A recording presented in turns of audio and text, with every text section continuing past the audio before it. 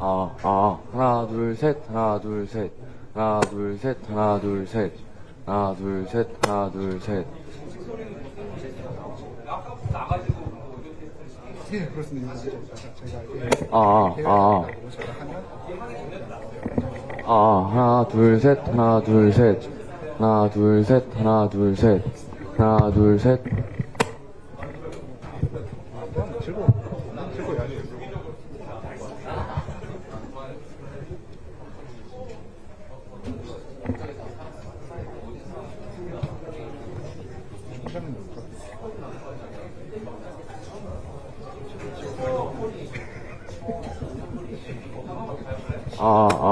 하나, 둘, 셋, 하나, 둘, 셋. 하나, 둘, 셋, 하나, 둘, 셋. 하나, 둘, 셋, 하나, 둘, 셋. 하나, 둘, 셋.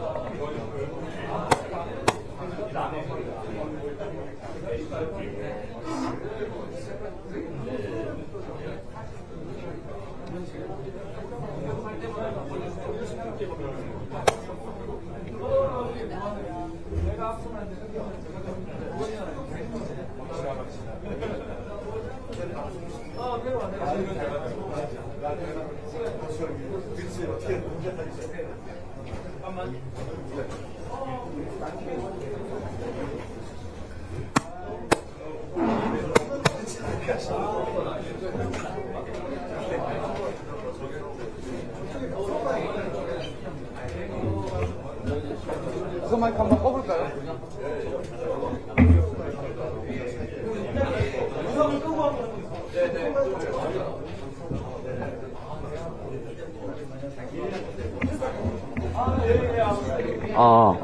하나, 둘, 셋, 하나, 둘, 셋. 하나, 둘, 셋, 하나, 둘, 셋. 하나, 둘, 셋.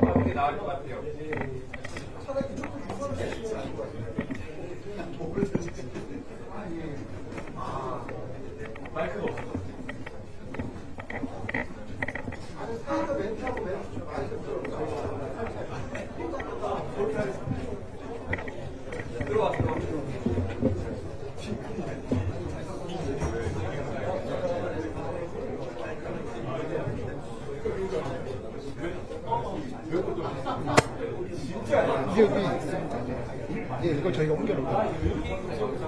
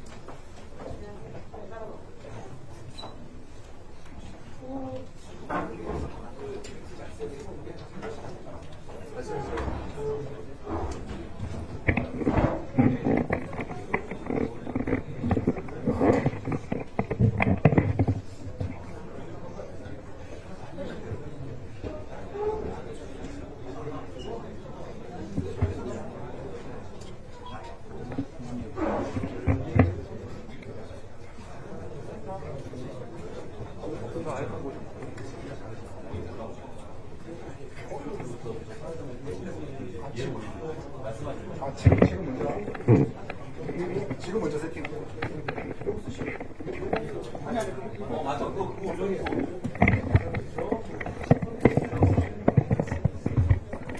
하나, 셋, 넷, 다섯.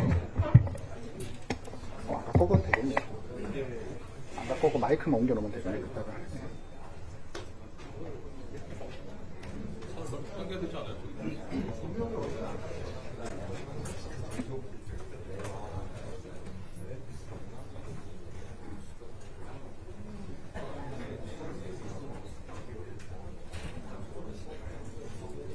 사람 자꾸 만나고.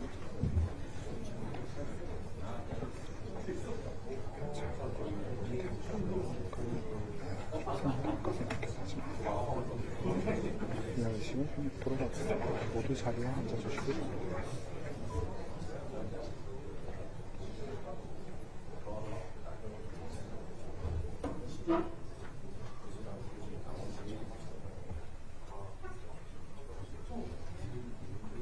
저거 한번 근데 미리 한번 가리는데 총장님 가시다가 하니까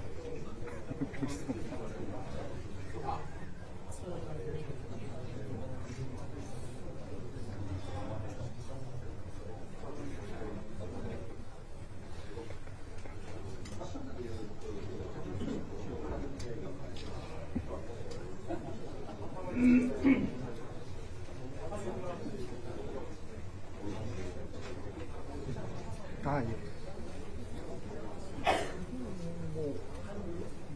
용천 발견이 같이 들어가서 착석하시고 앉으시는 거예요. 도착을 1분 뒤에 도착하신다.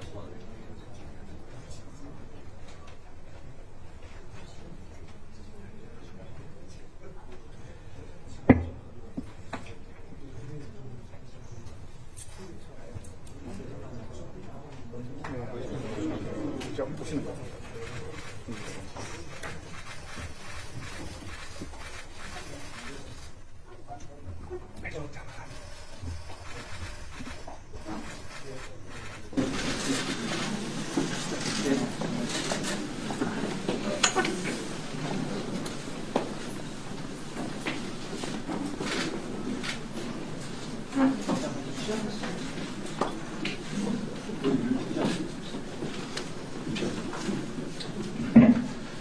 네, 안녕하십니까. 제22대 총선이 남긴 과제들 총선평가 토론회 사회를 맡게 된 여의도 연구원 연구지원실 윤동욱 팀장입니다.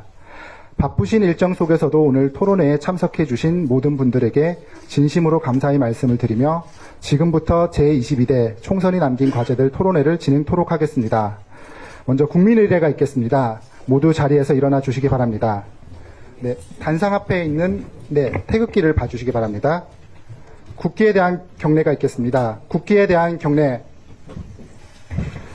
나는 자랑스러운 태극기 앞에 자유롭고 정의로운 대한민국의 무궁한 영광을 위하여 충성을 다할 것을 굳게 다짐합니다. 바로 이하 의식은 생략하도록 하겠습니다. 모두 자리에 앉아주시기 바랍니다.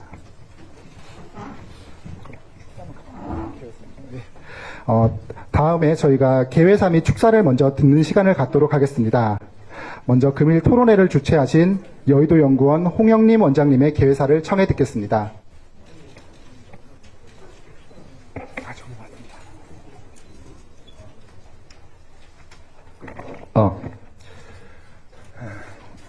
안녕하십니까. 홍영림입니다. 22대 총선에서 준엄한 민심을 마주하게 된 현실에 여의도 연구원장으로서 매우 송구한 심정입니다. 이번 총선에서는 각 지역의 후보들이 각고의 노력을 펼쳤지만 결과적으로 우리 당이 국민께 부족한 점이 많았습니다. 민심을 뼈아프게 새기고 국민에게 비춰진 우리 당의 모습을 냉정하게 되돌아보아야 할 때입니다. 단순히 어제 오늘의 문제가 아니라 오랜 기간 누적된 문제가 많았던 지적도 달게 밝혔습니다. 예를 들어 우리 당은 지난 20여 년간 가장 취약한 세대였던 40대에 대한 정밀한 전략을 제대로 세워본 적이 없습니다. 지난 2002년 대선에서 방송사 출구조사에 따르면 당시 20대의 이회창 후보 득표율은 노무현 후보 득표율과 비교해서 32% 대 62%였습니다. 이번 총선에서도 당시 20대였던 현재 40대의 전국 지역구 득표율은 국민의힘 32%, 민주당 63%, 22년 전과 똑같습니다. 그동안 세대 이슈를 저희가 방치한 결과라고 보입니다. 지역 문제도 마찬가지입니다. 2000년 이후 7번의 총선 가운데 수도권에서 6번이나 패했지만 수도권 전력은 선거 때마다 임기응변에 그쳤던 것 같습니다. 이 밖에도 우리 당은 해결해야 할 과제가 산적해 있습니다. 여의도 연구원은 국민의힘이 성찰해야 될 지점을 다각도로 바라보고 국민 눈높이에 부응하는 변화 방안을 마련하기 위해 오늘 토론회를 마련했습니다. 이와 관련한 전문가들을 어렵게 모셨습니다. 좌장으로 박명호 동국대 정치외교학과 교수님, 발표자로 박원호 서울대 정치외교학부 교수님, 배종찬 인사이트K 연구소장님 등 전문가님들께 진심으로 감사드립니다. 또한 총선 민심을 최일선에서 체험하신 분들도 발표자로 모셨습니다. 김종혁 국민의힘 조직부총장님, 김재섭 서울 도봉갑 당선인, 서주영 부산 동래구 당선인 등 세 분이 들려주는 생생한 현장 이야기를 한 글자도 놓치지 않겠습니다. 아울러 토론에 와주신 언론인분들과 윤재옥 당대표 권한대행을 비롯해 의원님들, 당직자분들 모든 참석자께 다시 한번 진심으로 감사드립니다. 오늘 이 자리가 국민의힘이 새로운 변화를 위한 생산적인 토론의 장이 되기를 기대합니다. 감사합니다. 네, 감사합니다. 다음으로는 윤재옥 당대표 권한대행님의 축사를 청해 듣겠습니다.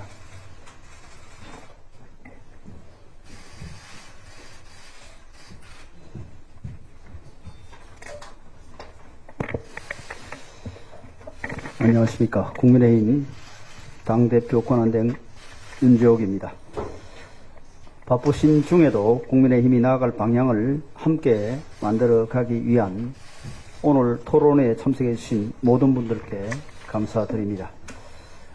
토론회를 준비해 주신 홍영림 여의도연구원장님과 토론자로 참여해 주신 박원호 서울대 교수님, 배종찬 인사이트K 연구소장님, 김종혁 국민의힘 조직부총장님과 김재섭 서지영 당선자님께도 감사의 말씀을 드립니다.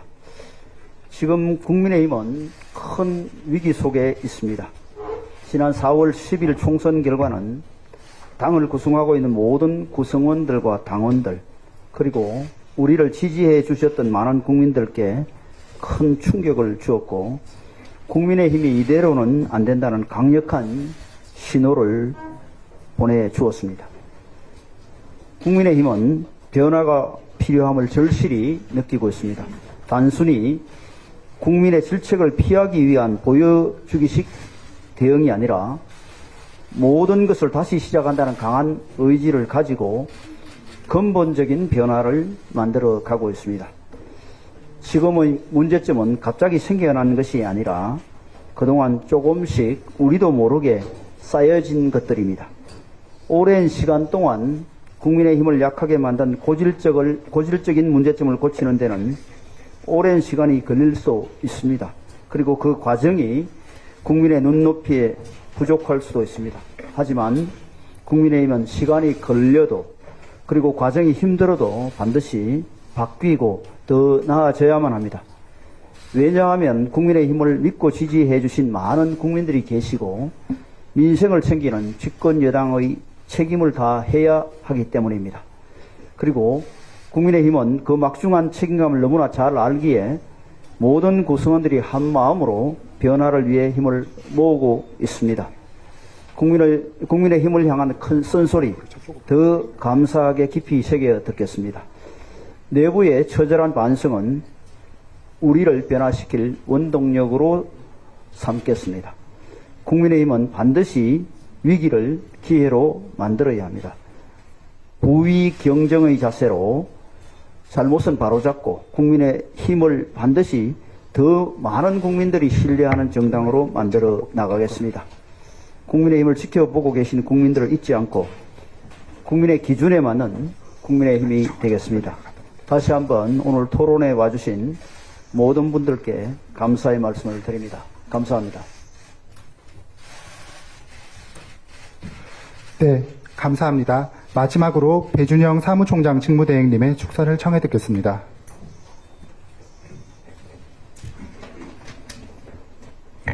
네, 반갑습니다. 사무총장 직무대행을 맡은 배준영 의원입니다. 바쁘신 와중에도 당의 미래를 위한 자리에 함께해 주셔서 진심으로 감사드립니다. 4월 10일 이후 국민의힘은 쉬지 않고 반성하고 성찰하고 있습니다. 지난 2주간 당 내외의 목소리를 빠짐없이 경청하며 어려움을 이겨내고자 온 힘을 다하고 있습니다. 참패 원인 분석을 위한 총선 백서 TF도 구성하기로 했습니다. 오늘 이 토론의 자리도 그 일환으로 마련된 것입니다. 이 자리를 마련해 주신 여의도 연구원에 진심으로 감사드립니다. 우리 당은 그동안 숱한 고비와 위기를 겪었지만 끝내 이겨냈었습니다. 2004년 천막당사, 2016년 탄핵 정국을 거치며 재창당 수준의 혁신을 감내하고 뼈를 깎는 노력을 통해 다시 국민 신뢰와 지지를 회복했던 사례가 대표적인 것입니다. 이번 총선 패배의 위기도 우리는 이겨낼 수 있습니다. 위기라는 절박함은 기회를 만들 수 있습니다. 그러기 위해서는 철저한 자기 반성이 선행되어야 합니다. 오늘 이 자리가 심층적이고 투명한 분석을 통해 우리 당이 나아갈 방향을 모색하는 변곡점이 되기를 기대합니다. 특히 최고 전문가 여러분들과 현장에서 직접 드신 분들이 함께하는 만큼 기대도 큽니다. 선거에서 아픈 패배를 했지만 우리가 집권 여당이라는 사실은 변함이 없습니다. 조속히 당의 위기를 수습해 민생을 살리고 국민에게 절실한 어젠다를 제시하는 집권당의 책임을 다하는데 힘을 모아 나갈 것입니다. 다시 국민의 선택을 받는 그날까지 최선을 다하겠습니다. 감사합니다. 네, 감사합니다. 잠시 저희 본행사 토론회 준비하는 시간을 갖도록 하겠습니다. 잠시 양해 부탁드리겠습니다.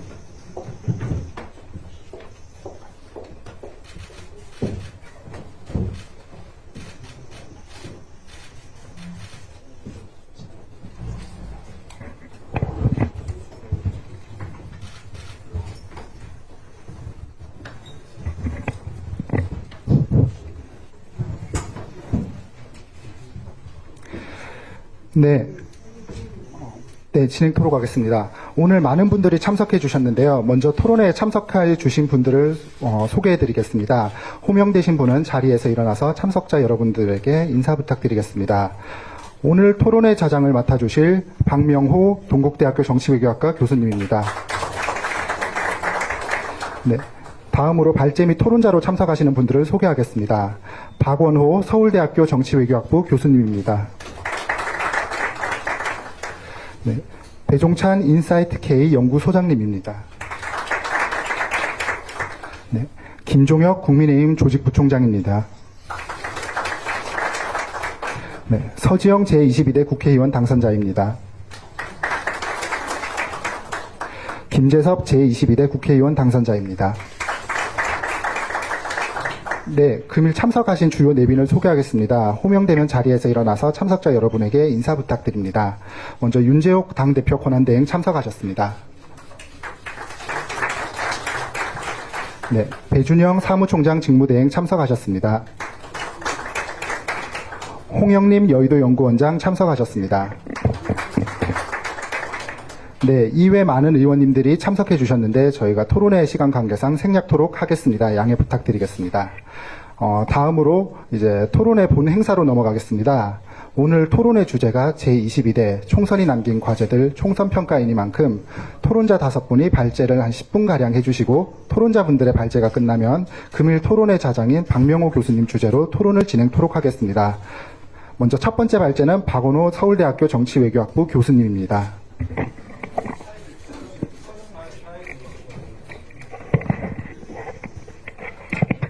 예, 동국대학교 정치외교학과 박명호입니다. 따로 사실 발제가 정해져 있지는 않았고요.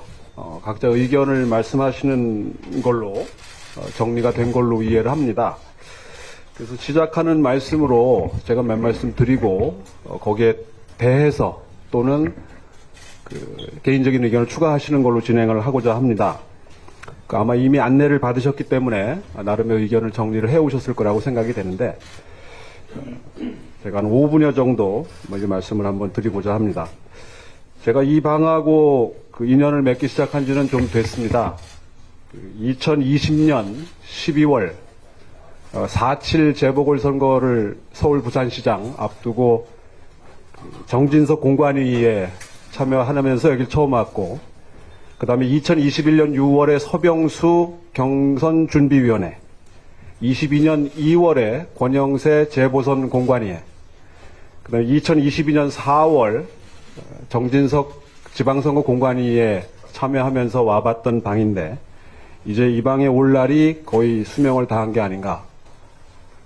그렇게 생각했던 거는 2020년 12월부터 서울 부산시장 재보궐선거, 22년의 양대선거 승리까지 3연승 또는 2연승이 이제 마감이 되고, 총선으로 치면 3연패, 여당으로서는 사상 첫 대패를 한 불명의 기록을 남긴 이번 총선을 보면서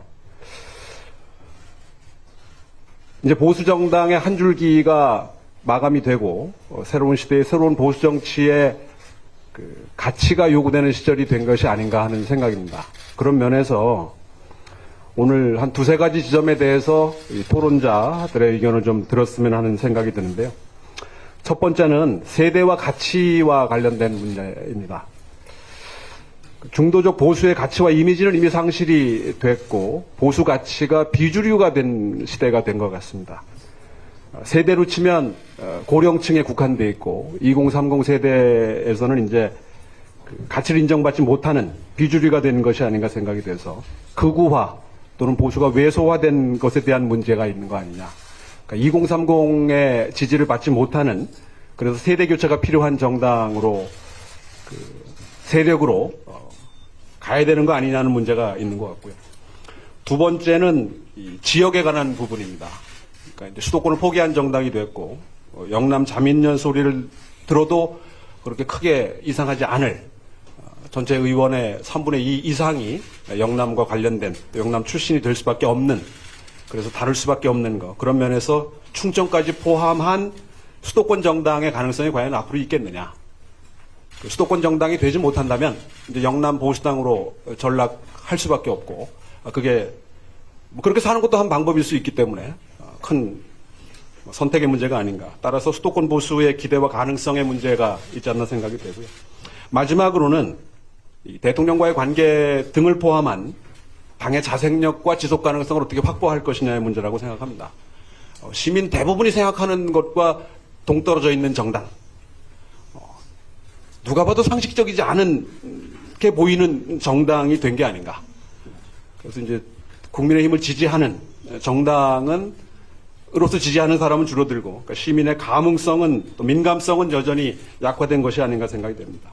이제 더 이상 슈퍼맨에 기대하는 어쩌다가 승리하는 정당이 될 가능성이 높지 않겠느냐. 그러니까 이제 그걸 대체할 수 있는 인재가 없다라고 하는 거. 그런 면에서 이 보수의 가치의 이동에 무감각해버려진 정당, 수도권에서 전혀 힘을 못 쓰는 정당, 수도권 당선자가 100명 이상 나온 정당이 있는데 전체 의석 수가 그것보다도 미치지 못하는 정당인데 이게 과연 정당이라고 할 수 있는가. 더구나 집권당인데. 그런 면에서 이 가치와 지역, 세대, 그리고 마지막으로 이 정당의 이 당으로서의 이 자생력을 어떻게 확보할 수 있겠느냐. 지금은 넘어갈 수 있겠지만 앞으로도 계속 이럴 수 있을까라고 하는 것에 대한 위기의식이나 절박감이 좀 과연 있는 것인지, 있다면 그걸 어떻게 실현해낼 수 있을지에 대한 고민이 좀 필요하지 않나 하는 생각을 듣고요. 이런 주제들을 중심으로 우리 토론자 겸 발제자들의 말씀을 좀 듣고자 합니다. 다행히 예정했던 시간보다 일찍 시작을 해서 계신 분들에게 좀 더 긴 시간을 드릴 수 있는데, 제가 5분에 마감을 하게 되면 한 10분에서 한 15분 정도씩 말씀을 하실 수 있는 시간을 충분히 드리고, 시간이 남으면 서로 교환 토론이라든가 또는 플로어에 말씀을 듣는 시간을 마련하겠습니다. 순서에 따라서 서울대 정치외교학부 박원호 교수님께 마이크를 넘기겠습니다. 10분, 15분 정도. 네, 안녕하세요. 소개받은 서울대학교 정치외교학부 박원호라고 합니다. 오늘 사실 홍영림 원장님께서 처음에 저한테 부탁을 하셨을 때 좀 어떻게 보면 좀 장기적인 이야기, 그 다음에 좀 그 조용하고 약간 좀 더 저는 학술적인 그런 내용을 좀 이야기할 수 있을래나 하고 생각을 했는데 약간 지금 카메라들이 너무 많이 와가지고 제가 좀 분위기를 어떻게 맞춰야 될지는 모르겠습니다만 뭐 하여튼 조금 제 준비한 이야기를 해보겠습니다. 그래서 오늘 다른 것보다도 일단 뭐 모든 정치적인 어떤 그런 결과들을 이제 생각을 해볼 때 이게 굉장히 거시적이고 이제 구조적인 게 하나가 있을 거고 다른 한편에는 이제 지금 지난 선거 뭐 몇 달 동안 이루어졌던 이제 굉장히 미시적이고 이제 개인적인 뭐 그런 요인들도 두 가지 다 있을 거라고 생각합니다. 근데 뭐 제가 생각하기에 제가 오늘 할 역할은 사실 그 후자에 대한 이야기는 아닙니다. 누가 잘못했고 뭐 어떤 부분들이 문제가 있었고 그런 뭐 그 선거공학적인 말씀을 제가 드리고 싶진 않고요. 그건 뭐 저보다 훨씬 더 그 잘들 아실 테니까요. 제가 오늘 좀 드리고 싶은 말씀은 약간 좀 장기적이고 거시적이고 좀 구조적인 이야기를 좀 드릴까 합니다. 그러니까 예를 들자면은 질문이 이제 이런 거죠. 지금 그 소위 이야기하는 386 세대라는 분들이 있습니다. 그 386 세대의 막내가 이제 뭐 대충 이제 저 정도 또래 되는 분들인데 한 5년 정도 지나면은 60대가 됩니다.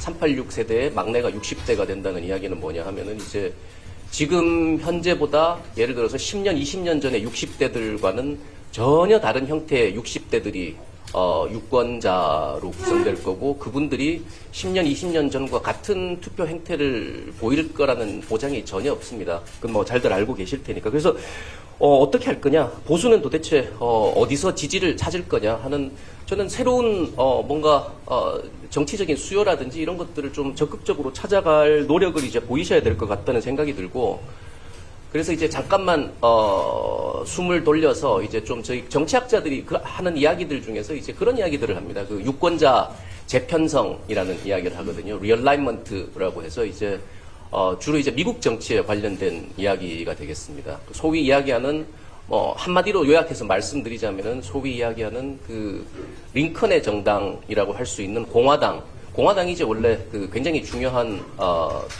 흑인들의 지지를 받던 정당이고요. 그 다음에 민주당이라고 하는 것은 이제 남부의 그 귀족들의 정당이었던 거죠. 근데 그게 불과 수십 년의 시기를 거치면서 뭐 미국의 이제 어떻게 보면 그 인권 운동의 시기라든지 아니면은 이제 흑인들의 어떤 뭐 인권이 향상되는 그 시기, 뭐 뉴딜, 그 이전에 뉴딜도 있었습니다만은 그런 것들을 거치면서 이제 지금으로서는 사실 이제 상상하기 힘든 이제 그런 변화가 있었습니다. 장기간에 걸쳐서. 그래서 그런 변화의 트렌드라고 하는 것이 이제 있고, 사실 대한민국의 이제 그 선거 지형, 유권자 지형, 정당 지형이라고 하는 것들도 그런 좀 구조적인 변화를 사실 우리가, 이미 뭐 저는 여러 차례 걸쳐서 이제 그게 이미 사실 2016년 선거 때부터 이제 보이고 있었다는 주장을 뭐 여러 번 했었습니다만은 이제 그런 생각들을 좀 하시면은 지금 이제 굉장히 큰 그 변화의 시기에 이제 좀 맞닥뜨리고 있다. 그 말씀을 이제 먼저 드리고 싶고 그래서 잠깐만 이제 시계를 돌려서 2008년 제18대 국회의원 선거를 한번 생각해 보실 수 있을 것 같습니다. 이 시기는 이제 이명박 대통령이 당선이 된 지 얼마 지나지 않아서 치렀던 선거고요. 제가 개인적으로 평가할 땐 이 당시가 이제 한국 그 보수 정당의 최전성기였다고 저는 평가를 합니다. 왜 그러냐? 이때 이제 집권 한나라당이 153석을 얻었고요. 야당이었던 그 통합민주당이 81석을 얻었습니다. 그러나 더 중요하게는 이제 서울 지역에 48석 중에서 이제 한나라당이 한 40석 정도를 석권을 하고 인천 지역에서는 12석 중에서 9석, 경기 지역에서는 32석, 51석 중에서 32석을 이제 얻은 걸로 그렇게 이야기가 되고 있습니다. 지금으로 사실 평가하시면은 아마 이 당시가 한국 보수 정당의 최전성기였다는 거에 대해서 이견을 다실 분들이 없으리라고 생각합니다. 그래서 그 당시에 보면은 이제 지금은 돌아가셨습니다만은 이제 정두원 의원께서 이제 선거 지휘를 하셨던 것 같은데, 3중 전략이라는 말씀을 하셨다고 해요. 그래서 계층적으로는 중산층, 이념적으로는 중도, 지역적으로는 영남이 아닌 전국 내지는 수도권 중심의 이제 그 선거 전략. 이 사실 3중 전략이 성공을 했던 거죠. 그래서 지금 현재 보수 정당의 위기를 만약에 논하시려면은 이제 이때로부터 지금 이제 얼마나 떨어져 있는지를 생각하시면 될 것 같고, 아까 박명호 교수님께서 뭐 여러 가지로 잘 정리를 해주셨습니다만 이제 저는 그 중에서 한 가지 지점만 좀 포인트를 하고 싶습니다. 그래서 한국에서 이야기할 때 이제 우리가 보통 보수다라고 이야기하면은 제가 생각할 때는 전통적인 보수가 있습니다. 그 다음에 그 전통적인 보수와 다른 두 번째 갈래의 보수가 있다고 저는 생각을 하거든요. 그래서 그 첫 번째 보수라는 거는 어떤 거냐 하면, 뭐 꼭 집어서 이야기하자면은 좀 국가주의적인 보수, 내지는 박정희, 박근혜 보수, 혹은 국가주도의 경제성장 보수라고 하는 이 그룹들이 있고, 이건 이제 그냥, 제가 요런 그룹들이 있다고 이야기했을 때 이거는 그냥 단순히, 뭐, 그런 그 성향에 가까운 의원님들이 계시다거나 그런 정책들이 있다거나 그것만을 말씀드리는 것들이 아니고 이제 사실 국민들 중에서도 보수라고 생각할 때 요런 그 스타일의 보수를 생각하시는 분들이 있습니다. 그래서 뭐 민정계 보수라고 불러도 좋고 어떻게 불러도 좋겠습니다. 근데 그런 좀 한국의 전통적인 주류 보수가 있다고 하면 제가 좀 전에 말씀드렸던 2007년, 2008년 같은 경우에 약간 새로운 그 흐름의 보수들이 이제 보수 정당을 지지하기 시작하는 시기가 있습니다. 이분들이 이제 어떤 분들인가 하면 지금은 조금 그 맥락이 바뀌었습니다만 2007년도 정도 그 조사된 거를 보면은 이명박 후보를 지지를 하는데 이명박 후보가 이제 굉장히 진보적이라고 생각을 하면서 이명박 후보를 지지했던 분들이 계세요. 근데 그분들이 이제 지금 뭐 꼭 집어서 말을 하자면은 상당히 개인주의적인 보수, 내지는 규제 완화 보수, 그 다음에 소위 이야기하는 이 자유주의란 말이 좀 혼동의 여지가 있어서 뭐 쓰기는 그렇습니다만 스스로를 이제 자유주의자들이라고 생각하는 보수가 있었습니다. 그래서 이분들이 이제 어떻게 보면 새로운 한 형태의 저는 중요한 흐름이었다고 생각하고 또 한 가지 더 덧붙이자면은 이분들은 이제 소위 그 뭐 미국식으로 이야기하자면 이제 스몰 스테이트 보수들입니다. 국가의 역할들을 이제 상당히 제한한다거나 굉장히 이제 필요한 부분들만 이제 국가가 개입을 해야 된다는 이제 그런 의미에서의 이제 좀 스몰 스테이트 보수라고 이야기할 수 있는데 이분들은 한 번도 대한민국 정치의 주류였던 적이 없었습니다. 왜냐하면은 한국의 보수 진보 양쪽이 공히 보수는 이제 국가주도 경제성장 이야기를 하시던 분이고 진보는 이제 국가주도 복지 이야기를 하던 분들이기 때문에 이런 이제 그 소위 개인주의적인 보수라고 하는 분들이 원래도 설 자리가 없었고 잠깐 설 자리를 찾았던 것이 제가 생각하기에는 이제 이명박 후보, 박근혜 후보를 이제 탄생시켰던 그 지점.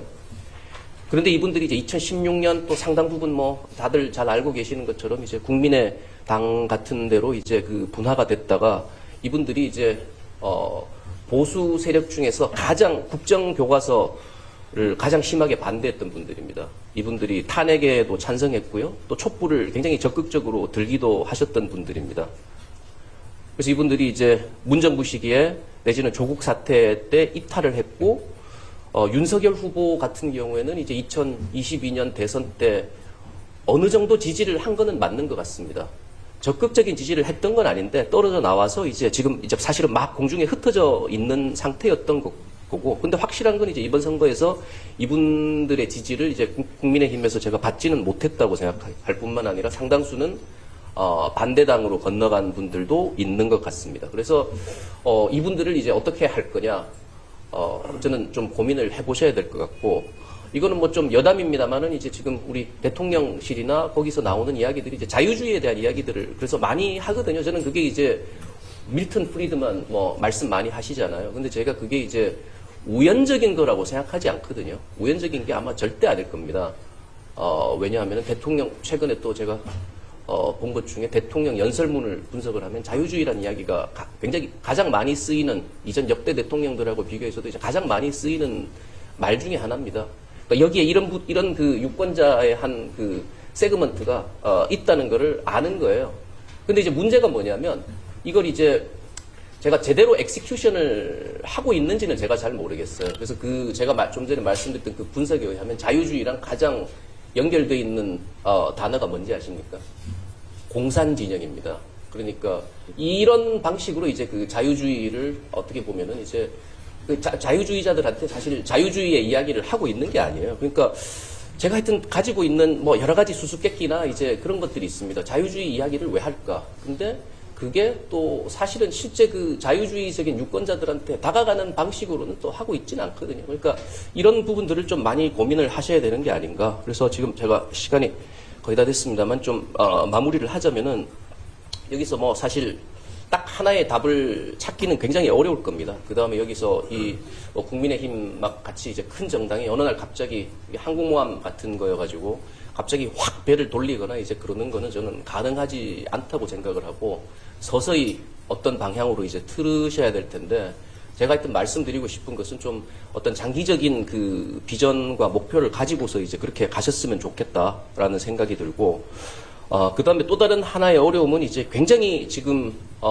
양당, 국민의힘이나 아니면은 이제 우리 야당이나 거대 양당들이 이제 사실 제대로 이렇게 딜을 하기가 굉장히 힘든 그런 의제들이 있습니다.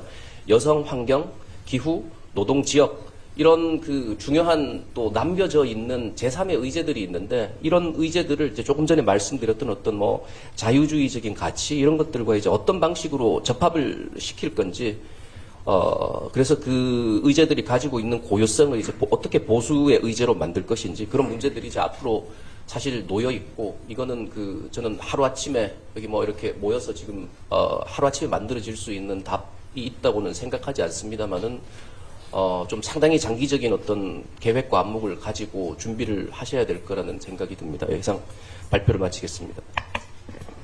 예, 감사합니다. 배종찬 인사이트K 연구부장입니다.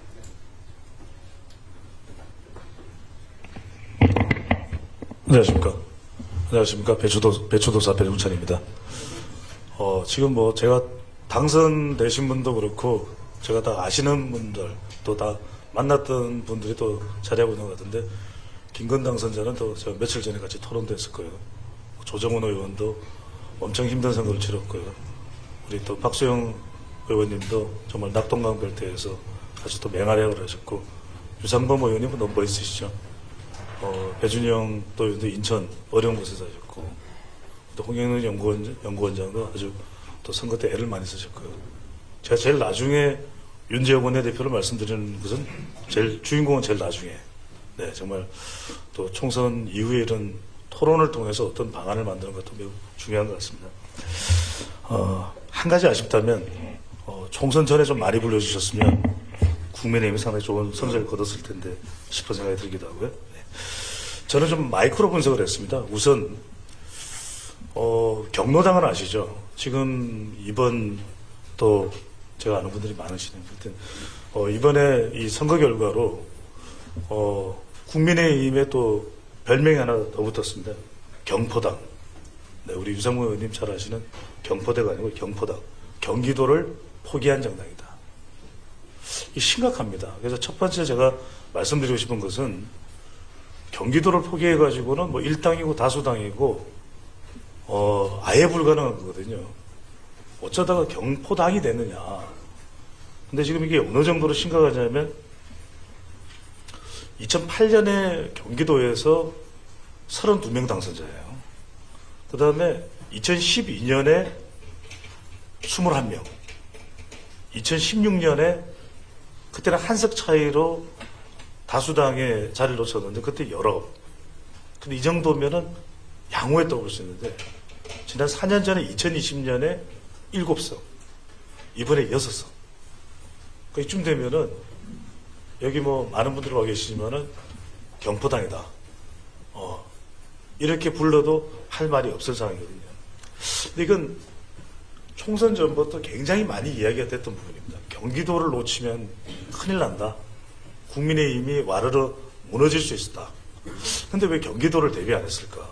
여기 뭐 여러 가지 이유가 있습니다. 이제 보통 방송에서 많이 하는 이야기는 서울에서 부동산 가격이 올라가면서 40대, 30대가 경기도로 밀려났고 이들 인구가 대체적으로 반보수 정당 성격이 강하고 그래서 민주당에 대한 투표가 더 적극적으로 이루어지면서 이런 결과가 나왔다.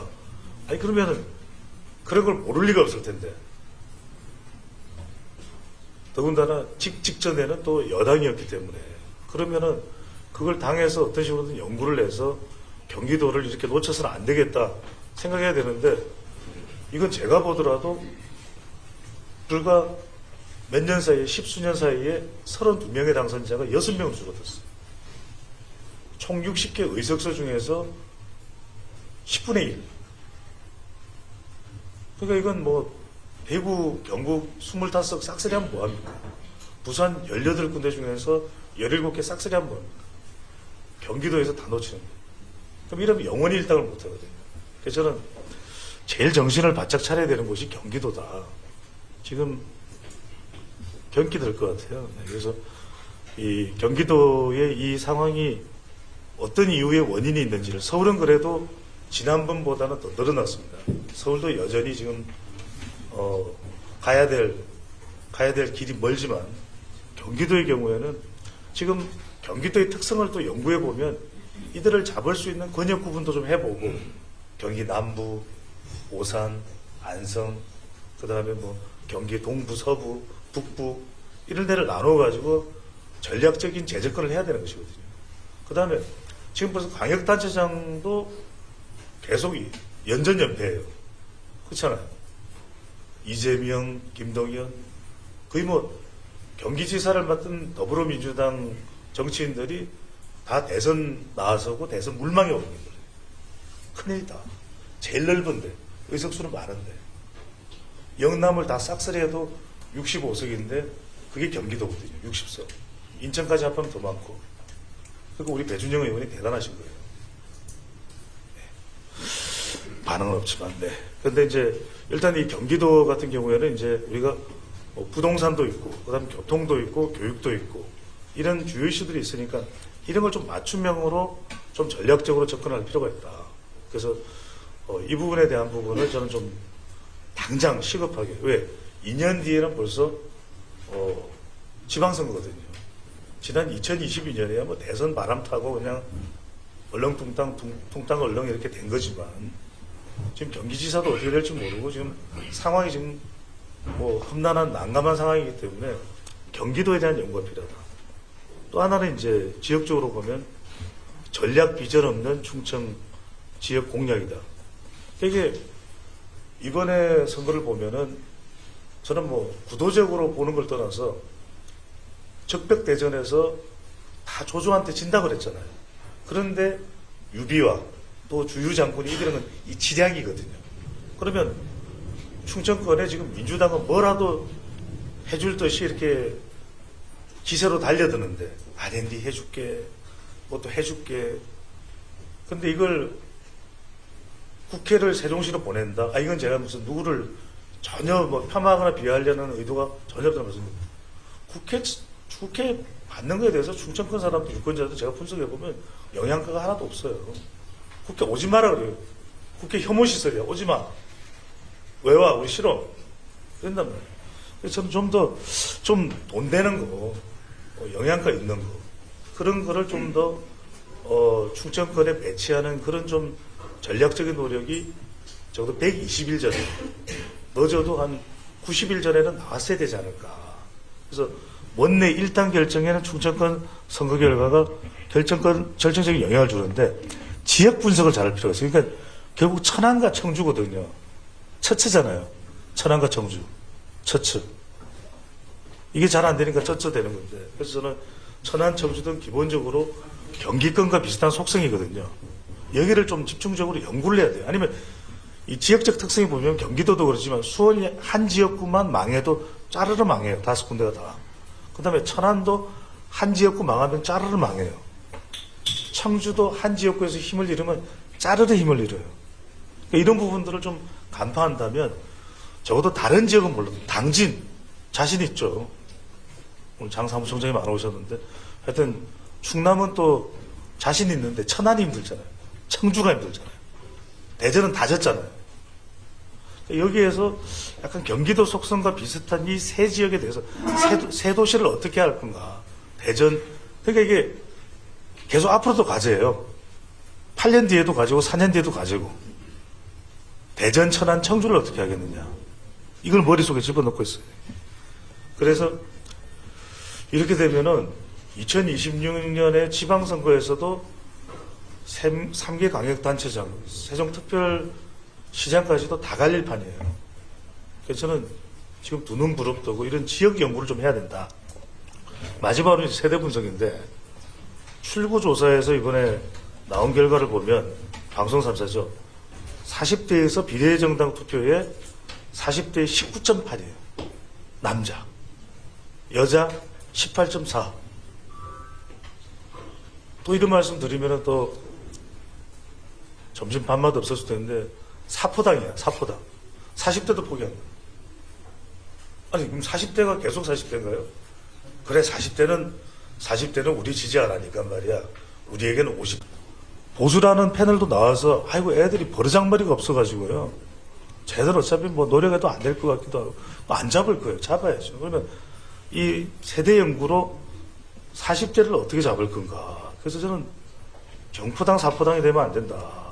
그러면 이제 40대를 잡는 방법은 결과적으로 방법이 없는 게 아닙니다.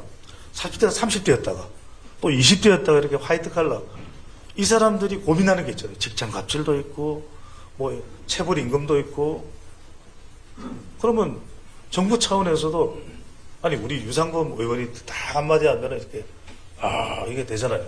그러면은 빨리 체불 임금 갚아요 뭐 한다든지 그러면 봐도 국민의힘이 정말 직장인들 대변해 주는구나.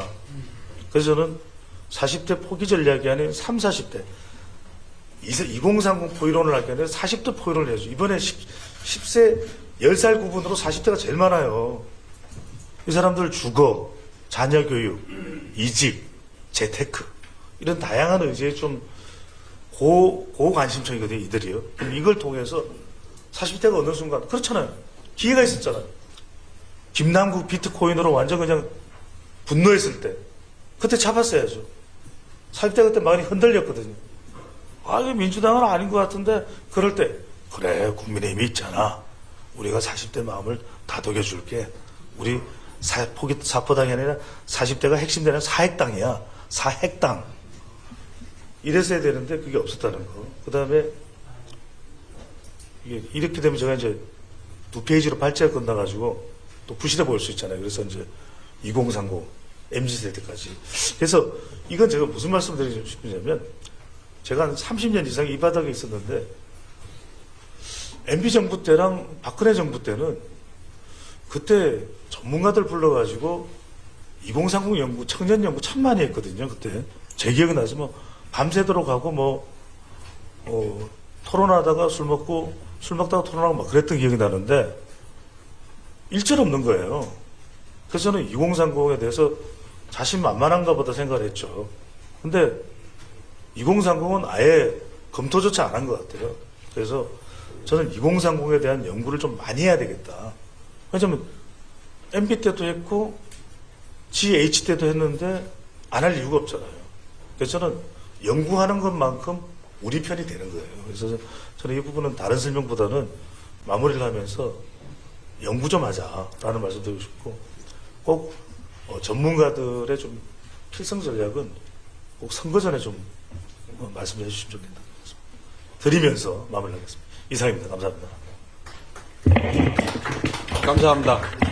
박원호 교수님이 보수 가치의 문제를 다뤄주셨으면 우리 배종찬 소장님은 지역과 세대 문제를 다뤄주셨는데 특히 경기도 말씀을 하셨는데 경기도 낙선자를 대표해서 김종혁 사무부 총장님.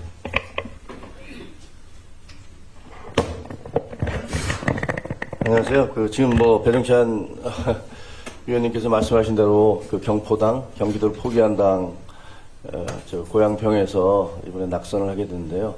그 앞에 계신 분들이 그동안 거시적인 담론을 주로 말씀을 해 주셨다면 저는 이제 현장에서 느꼈던 현장의 경험을 토대로 해서 좀 말씀을 드리려고 합니다. 톨스토이의 유명한 소설 안나 까레리나의 첫 문장은 그 유명한 문장이죠. 다음과 같이 시작합니다. 모든 행복한 집안의 모습은 다 비슷하지만 모든 불행한 집안의 모습은 제각각의 이유로 불행하다. 이런 얘기가 있죠. 선거도 그런 것 같아요. 선거가 지고 나면 모두가 그 이유를 들려면 수백 가지도 더 될 겁니다. 이것도 문제였고 저것도 문제였고 모두가 그렇게 얘기를 할 수가 있죠. 그리고 또 이 퇴각이 질서 정연하게 이루어져야 되는데 선거에서 졌다고 서로 상대방에 대해서 막 손가락질하기 시작하면 당은 뭐 거의 붕괴하게 될 겁니다. 근데 그런 모든 것들을 다 감안을 한다 하더라도 저희가 이번에 이 경험했던 이 역사적인 대패배에 대해서는 뭔가 원인이 무엇이었는지에 대해서 이거를 얘기하지 않고 넘어갈 수는 없습니다. 얘기를 하고 넘어가야 우리 당도 한 걸음 더 나아갈 수 있다라고 생각을 합니다. 이번 선거를 치르면서 제가 느꼈던 거는 이게 조직이 결코 바람을 이기지 못한다라는 그 속담을 설마 이렇게 생각을 했었는데 현장에서 뛰어보니까 정말 그렇구나라는 것들을 많이 느끼게 됐어요. 예를 들면 그 김모 후보 같은 경우는 뭐 엄청난 막말을 해서 민주당에 막말을 했음에도 불구하고 당선이 됐고 또 자기 딸의 무슨 대출과 관련해서 정말 기가 막힌 대출을 받아냈던 그 후보도 당선이 됐습니다. 그리고 심지어는 계속된 공천 잡음 때문에 선거 며칠 앞두고 정말 거기에 낙하산으로 내려와서 자기 주소를 옮기지도 못해서 자기한테 투표하지도 못했던 그런 후보도 당선이 됐습니다. 근데 우리 후보들 같은 경우는 대선 주자급이었던 후보, 예를 들면 안철수 후보라든가 나경원 후보였다든가 정말 천신만고 끝에 간신히 이겼거든요. 이런 것들을 봐도 이게 무슨 개인의 인물이라든가 그동안에 그 동네에서 조직을 제대로 못했다든가 나경원 후보 같은 경우는 당무감사에서 1등한 사람이에요. 조정훈 의원도 저기 계시지만 방송 스타였잖아요. 근데 500여 표 차이로 이겼습니다. 그런 걸 보면 이번 선거가 이게 무슨 개인이나 무슨 인물, 조직 그런 게 아니라 결국은 바람, 심판론 이런 것들이 휩쓴 선거였다라는 것들을 쉽게 알 수 있을 거라고 생각을 합니다. 그리고 또 하나 제가 느낀 거는 이게 사람들의 마음을 좌우하는 거는 무슨 컨텐츠가 아니라 스타일과 태도구나 이런 것들을 많이 느꼈어요. 아마 우리 대통령에 대한 얘기인데 대통령의 어떤 큰 정책에 있어서 문제가 있다? 그런 것보다는 나는 대통령의 스타일이 싫다. 대통령의 태도가 싫다. 대통령 부부의 어떤 그런 모습이 싫다. 이런 부분들이 굉장히 많더라고요. 이런 것들도 우리가 정말 염두에 뒀어야 이번 선거를 통해서 저는 뼈저리게 느꼈습니다. 일각에서는 108석 대 175석 아니냐, 5.4%밖에 차이 안 난다. 근데 소선거구제이기 때문에 이렇게 차이가 많이 난 것이다. 이렇게 위안을 삼습니다. 완전히 틀린 얘기입니다. 왜냐하면 서울에서 저희는 52.23%를 민주당이 얻었고 저희는 46.29%를 얻어서 약 6%포인트 차이가 났고요. 인천은 53.53 대 44.88로 약 9%포인트 차이가 났습니다. 그리고 경포당 얘기하지만 경기도는요. 54.66 대 42.82로 12%포인트 차이가 났습니다. 이게 영남 지역의 인구가 많기 때문에 전체 표수를 보면 5.4%포인트 정도를 우리가 증거로 보지만 실제로 수도권에서는 전멸한 거예요. 아까 이 추세대로 하자면 여기서 2년 뒤에 있을 지방선거나 그 다음에 대통령 선거나 또 그 다음에 있을 총선에서 저희가 비전이 있겠습니까? 무슨 5.4%포인트 차이인데 소선거구 때문에 우리가 이렇게 된 거다. 그건 완전히 잘못된 분석이라고 저는 생각을 합니다. 그나마 약간의 위안이 되는 거는 현장에서 중도층이든 보수층이든 만나보면 혹은 심지어는 민주당 지지자들조차도 이재명 대표가 좋다라는 분들은 별로 없는 것 같더라고요. 아주 극소수를 제외하고는 이재명 대표가 좋다? 혹은 조국 대표가 문제가 없다? 그렇게 생각하는 사람들은 별로 없어요. 근데 그 사람들보다 당신들이 더 싫다. 그러더라고요. 대통령이 더 싫다. 국민의힘이 더 싫다. 이런 얘기를 하더라고요. 상식적으로 이게 합리적이고 이성적인 분석인가? 아니라고 생각합니다. 하지만 실제로 사람들은 그렇게 반응을 했고 그렇게 투표를 했습니다. 이런 부분들에 대해서 저희가 뼈저리게 고민하지 않으면 앞으로도 이 선거에서 상당히 어려운 것이 될 것이다. 하지만 아까 이제 바람이라는 말씀을 드렸지만 만약에 이번 선거에서 바람 때문에 민주당이 우리보다 공천을 좋은 사람들을 해서 혹은 전략을 제대로 세워서 고양시 같은 경우는요 모든 구호가 정권 심판하자였어요. 아무런 공약 없었어요. 그래서 다 됐거든요. 공약을 지역별로 저는 지역마다 그 지역에서 필요한 공약 다 걸었거든요. 아무 의미가 없더라고요. 그래서 그런 부분들에 대해서 저희가 정말 좀 고민을 해봐야 될 것 같아요. 제가 지금부터 말씀드릴 거는 이제 현장에서 제가 느낀 분위기입니다. 느낀 선거를 치르면서 명함을 돌리면서 상가들을 돌면서 그 느낀 현장의 분위기인데 좀 불편할 수 있어요. 그리고 여기에 대해서는 저도 책임이 있습니다. 어쨌든 저도 큰 책임이 있죠. 어쨌든 저도 조직 부총장으로서 당의 지도부 내에 속해 있었기 때문에 이건 제 스스로에 대한 반성이기도 한데요.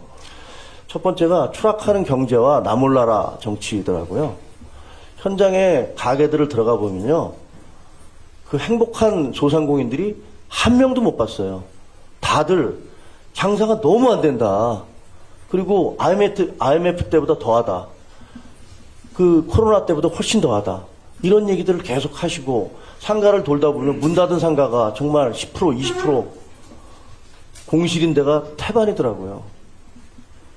그리고 어떤 저 미용실 사장님은 나 몇 달 동안 올해 들어와서 800만 원 적자 봐서 이제 문 닫아야 될 것 같다. 그러면서 그 눈시울 붉히시던데 저희가 경제는 이렇게 어렵고 사람들은 다 아우성치고 힘들어 죽겠다 그러는데 거기에 대해서 우리 예를 들면 경제수석이나 혹은 정부의 경제 관료들이 나가서 이러이러한 이거 다 압니다. 이거 우리 정부 때문에 잘못된 거 아니에요.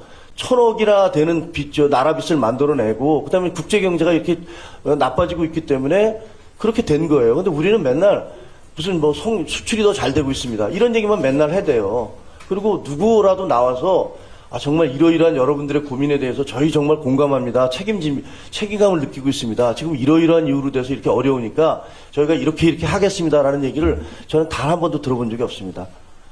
청와대 경제수석, 용산의 경제수석이 됐든 아니면 우리의 경제 관료들이 나와서 국민 여러분들께서 이렇게 어려우시고 사과값 올라가고 대파값 올라가고 양파값 힘들어지고 이런 것들에서 정말 죄송합니다. 라고 얘기하는 거 들어본 적이 없습니다. 그러니까 경제는 이렇게 추락하고 있는데 저 사람들은 딴 얘기만 하고 앉았구나. 라는 그런 느낌들, 그 상인들이 경제가 이렇게 어려운데 여당이 되실 수 있겠어요? 전 여당 지지하지만. 이런 얘기를 들을 때 가슴이 무너지더라고요. 뭐 물가는 계속 올라갑니다. 근데 스태그플레이션이에요. 장사는 안 돼요. 물가가 올라가는데 장사가 안 되는 이 현상들. 이거에 대해서 정말 아무도 책임지지 않으려는 그런 집권, 당도 그렇고 정부도 그렇고 이런 모습에서 국민들은 절망을 했다라고 저는 생각을 합니다. 두 번째는 이거 진짜 더 불편한 진실인데 우리는 PI가 완전히 망했어요. Prudential Identity. 모든 기업들은 CI, 자기 기업들의 이미지를 좋게 만들기 위해서 무지무지하게 노력을 합니다. 왜? 저 기업은 사회적 책임을 다하고 있어. 저 기업은 도네이션도 많이 하고, 저 기업은 뭐 이런 좋은 일도 해. 그러면 사람들이 가서 물건도 사고 그 기업들이 좋아지잖아요. 대통령은 국가의 최고 지도자이기 때문에 PI를 정말 열심히 해야 됩니다. 대통령의 이미지를 개선하기 위한 노력을 많이 해야 돼요. 근데 지난 2년간 우리는 속된 말로 망했습니다. 하나도 없어요. 대통령 부부에 대한 이미지, 그거 선거 치르면서 다 보셨잖아요. 상당 부분은 사실이 아닌 부분도 많아요. 그런데 그런 이미지가 완전히 고착돼 버렸습니다. 이재명, 조국 씨 잘못한 거 알지만 그 사람들보다 대통령이 더 싫어. 이런 얘기하는 사람들을 길거리에서 흔히 만날 수 있었어요. 아니, 대통령이 어떻게 그 파의 가격을 다 알 수 있겠습니까? 그리고 그 대파 전후를 따져보면, 이렇게 행사를 하는데 여기서 행사하는 거고, 이거 정도면 합리적이겠네요. 라고 얘기한 거지만, 거두절미하고, 대파 가격이 얼만데 이 사람은 대통령은 이렇게 얘기하고 있다. 라는 식의 공세가 계속 펼쳐지고 있는데, 아무런 방어를 못했어요. 그리고 언론에서, 저는 언론 출신이기 때문에, 왜 그렇게 뻑하면 대통령이 경로한다는 그런 표현이 나옵니까?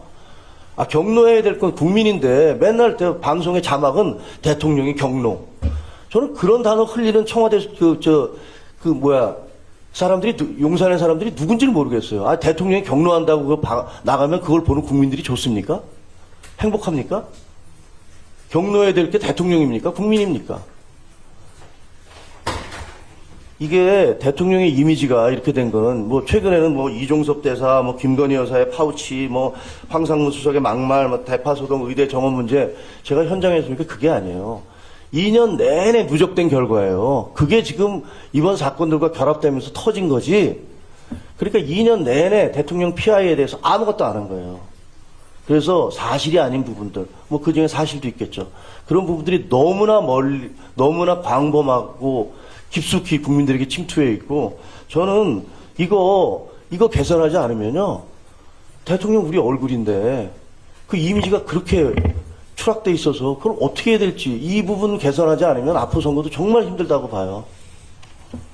그리고 그런 분위기가 많더라고요. 아니 뭐 이재명 대표 지금 재판받고 있잖아 어쨌든. 그리고 조국 대표는 부인이 뭐 구속도 됐었잖아. 근데 대통령 부부는 뭐야? 이런 얘기들 많이 하시더라고요. 현장에서. 거기에 대해서 적극적인 방어 우리도 뭐 없었고, 그러니까 내가 이번 투표를 통해서 내가 응징할래. 이런 분위기가 정말 많이 퍼져 있는 걸 그걸 느꼈어요. 그다음에 이거 세 번째는 전략적 오판이에요. 당에 2조 심판은 하나도 안 먹혔어요. 2조 심판은 현장에서 보니까 뭐 그 사람들 나쁜 사람들이라는 거 알아. 근데 당신들은 심판 안 받았잖아. 이런 분위기가 널리 팽배해 있어서 뭐 이재명 조국 심판하자 정말 공허하더라고요. 정말 공허하게 들렸고 그게 먹히지가 않았어요 전혀. 그리고 전 경기도 같은 경우는 서울 편입론을 내세웠어요. 그래서 서울 편입이 한때 그게 굉장한 인기를 끌었어요. 근데 그게 경기 북도도 같이 하겠다고 그러니까 이 두 개가 네모난 동그라미 같이 형용 모순이 돼버리는 거예요. 설득력이 없어요. 이게 도대체 무슨 소리야? 이런 얘기 나오더라고요. 그리고 거기다가 또 대통령실에서 그 특례시의 권한을 강화하겠다 이렇게 발표를 했어요. 그러니까 이게 서울로 편입을 하겠다. 아니야, 경기북도도 같이 해줄게. 아니야, 특례시의 권한을 강화해줄게. 이 세 가지가 모두가 말이 안 되는 얘기, 서로 충돌하는 얘기예요. 당과 대통령실이 전혀 조율되지 않은 이런 발표가 나옴으로 해서 적어도 서울 편입을 요구했던 고양시의 많은 사람들은 절망을 했고, 아, 민주당이 얘기하는 대로 이거 선거 전략에 불과한 거구나. 이거 진정성 없는 거구나. 이런 얘기들을 다 받아들이더라고요. 그게 얼마나 많은 표를 가져갔는지 모르겠어요. 그리고 뭐 예를 들면 고양시 같은 경우는 재건축 문제 뭐 대통령도 오시고 그 국토부 장관도 와서 해주겠다고 말씀을 하셨는데 그것도 나중에 보니까 40% 이상이 세입자예요. 그런 분들은 그걸 별로 원치도 않아. 나 또 어디 이사 가라는 얘기야? 이러더라고요. 그러니까 조금 더 정교한 그런 분석이 필요했던 것 같아요. 공약을 낸다 하더라도 모두에게 가장 절박한 건 교통과 서울로 출퇴근하는 그런 교통 문제, 그리고 자급자족이 안 됨으로 해서 일자리가 없는 문제, 이런 부분들인데 우리가 그 경기도에다 내놨던 그 공약들은 조금 공허했다, 너무 추상적이었다, 이런 느낌들이 많이 듭니다. 뭐 물론 예, 알겠습니다. 마지막으로는 당이 그럼 어떻게 해야 되느냐, 그런 부분들에 대해서 대단히 죄송하지만 이 영남 자민련에서 탈피하지 못하면 저희 당의 미래가 없을 것 같습니다. 그리고 그거는 영남에 계시는 우리 당선자들께서 일부러라도 자기 희생을 좀 해주셔야 돼요. 당의 얼굴도 그렇고 모든 것들에서 좀 지금과 달라진다는 모습을 보여주시지 않으면 저희들은 아마 국민들의 사랑을 다시 받기 어렵다. 하지만 아까 말씀드린 대로 우리의 경쟁자도 한계와 문제가 많은 분들이니까 우리가 여기서 정말 대우각성하는 모습을 보이고 뭔가 좀 달라진다는 모습, 정말로 반성하고 있구나, 변하고 있구나 하는 모습을 보여준다면, 그러면 저는 그때는 우리도 가능성이 있다, 이렇게 기대하고 있습니다. 죄송합니다. 네, 감사합니다. 경기도를 중심으로 말씀해 주신 것 같아요. 저쪽 표현으로 김준혁 지역구, 이쪽 표현으로 이수정 지역구 무효표가 한 2,000여 표, 표차가 한 2,000여 표 차이 났는데 무효표가 한 5,000여 표 가까이 나왔다고 그러더라고요. 저도 과학적 증거는 없는데 아마 이쪽 지지층 중에서도 차마 못 찍고 기권을 하거나 또는 다른 방식으로 의사 표현하거나 아니면 비례해서 다른 곳을 찍은 분들이 꽤 있을 거라고 저는 봐. 또 하나는 그 맥락에서 보면 우리 학생 중에 이렇게 얘기하는 친구를 하나 본 적이 있습니다. 저런 정당에 이렇게 대표하는 특별한 재주다. 참 특이한 재주를 갖고 있다라고 표현하는 게 좀 인상적이었던 것 같고, 또 하나 아까 리더십 문제인데 결국은 그 이영표 해설위원이 얘기하는 것처럼 영혼을 갈아 넣어서 팀을 위해 뛰도록 하는 게 감독의 역할이다라는 표현이 좀 와닿지 않나 생각이 됩니다. 그렇게 하지 못했다는 얘기거든요, 결과적으로는. 어찌되었든. 자, 다음은 우리 안전 3등급쯤 되나요? 지역구가? 서지영 당선인. 네.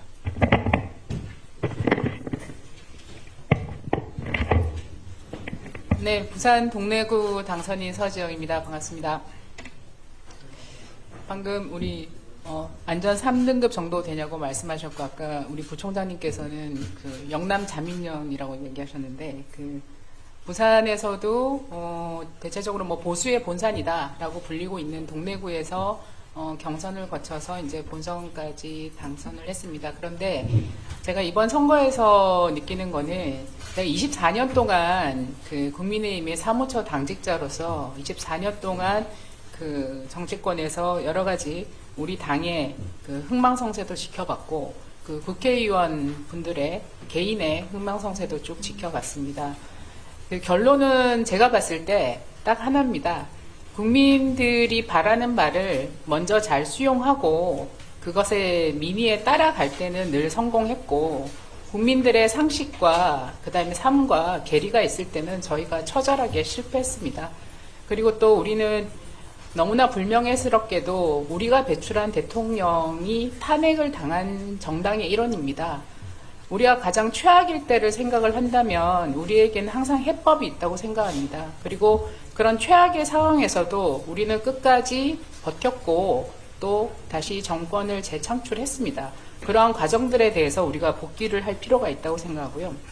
이번 총선과 관련해서 말씀을 드리면 저는 이렇게 생각합니다. 아마 18대 국회부터 22대 국회까지 총선 투표율이 지속적으로 상승해 왔습니다. 이러한 전체적인 변화를 우리는 주의 깊게 주시해야 된다고 생각합니다.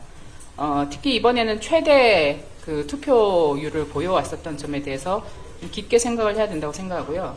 이렇게 지속적으로 투표율이 상승한 데는 여러 요인이 있을 겁니다. 저는 그동안 우리 당이 굉장히 부진했던 젊은 세대들의 투표 참여가 지속적으로 증가하는 것에 대해서 그 2030뿐만 아니라 20대부터 50대까지 세대들의 여러 가지 정치 지형이 굉장히 변화했다는 것에 대해서 우리는 깊이 착안을 해야 된다고 생각합니다.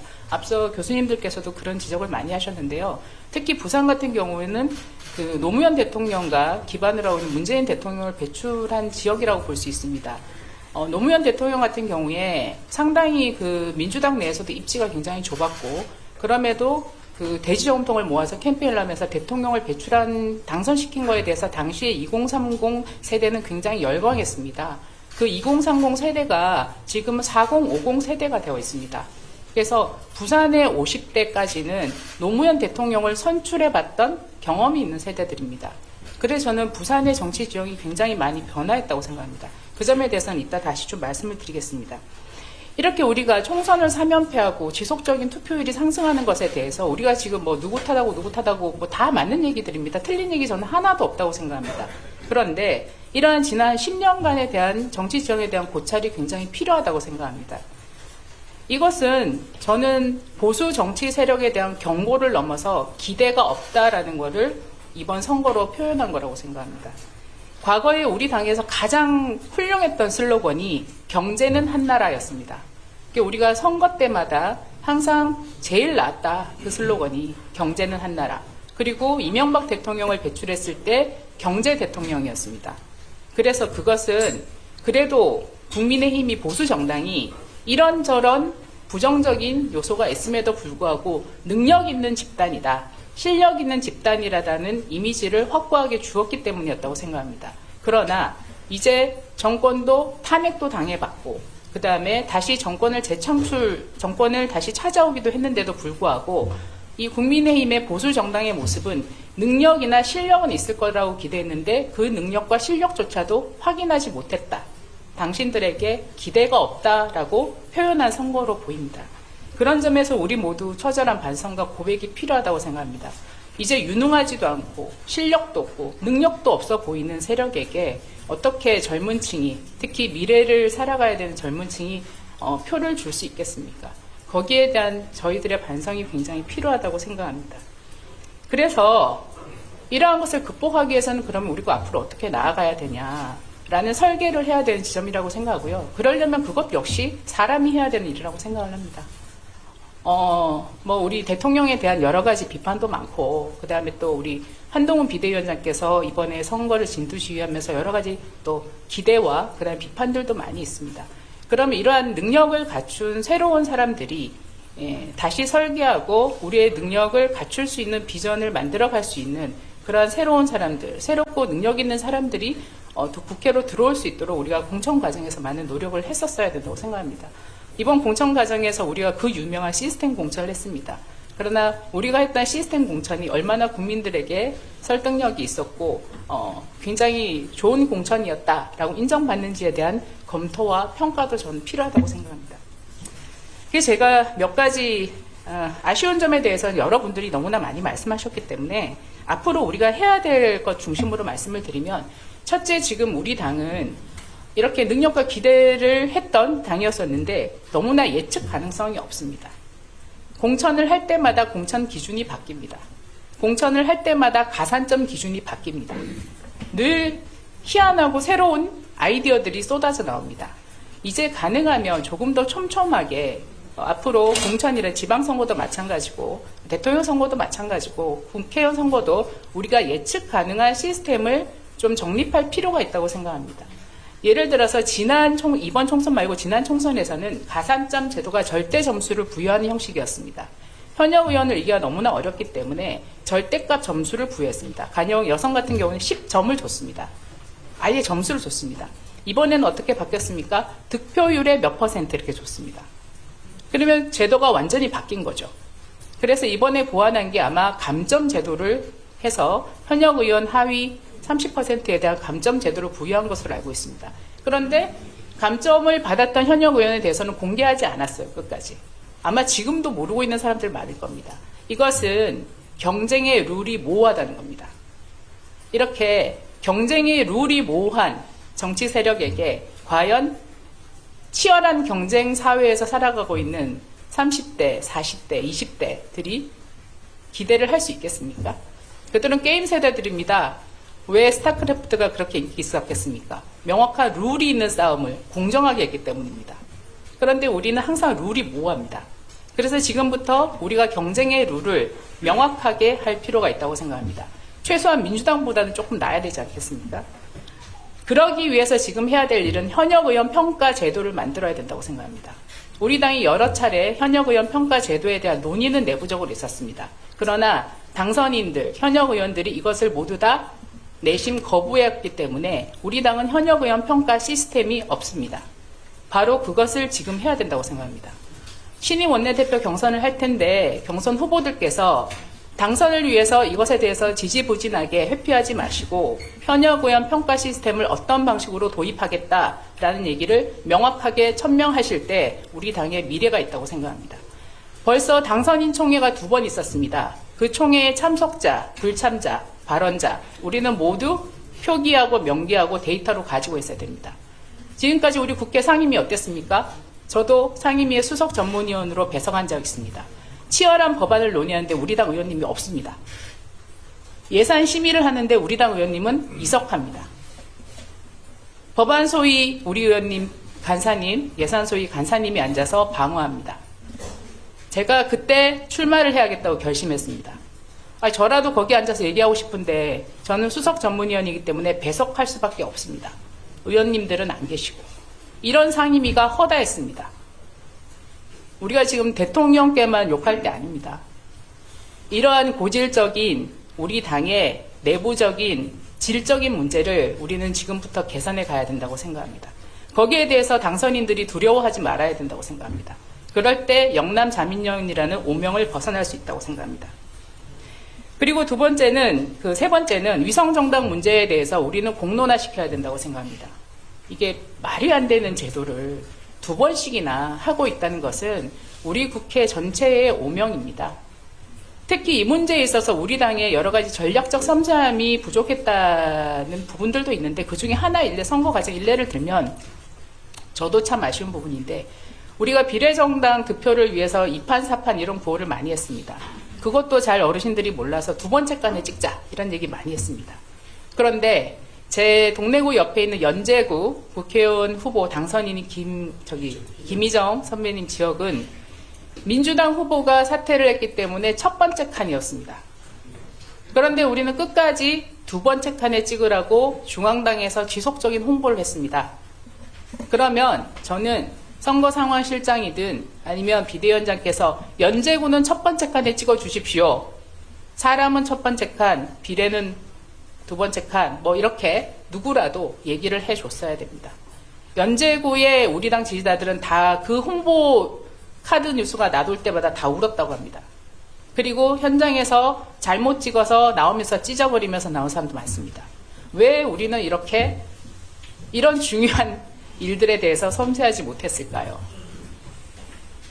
그래서 위성정당 문제에 대해 위성정당이 이제 상수화되는 이런 정치 형태는 벗어나야 된다고 생각합니다. 우리는 지금부터 여기에 대해서 계속 캠페인을 벌이고 숫자가 부족하면 끊임없이 캠페인을 벌여야 된다고 생각합니다. 잊어버리지 않도록 만들어야 된다고 생각합니다. 그 다음에 당정관계에 대해서 말씀드리겠습니다. 당정관계에 대해서 우리가 대통령실을 비난만 하면 뭔가 해결될 거라고 생각하는 것은 오판입니다. 당이 제 역할을 해야 된다고 생각합니다. 이명박 대통령 시절에 저도 참여했었던 경험이 있는데 아마 촛불 당시에 그 광우병 사태로 해서 아마 굉장히 혼란스럽고 힘들었던 적이 있습니다.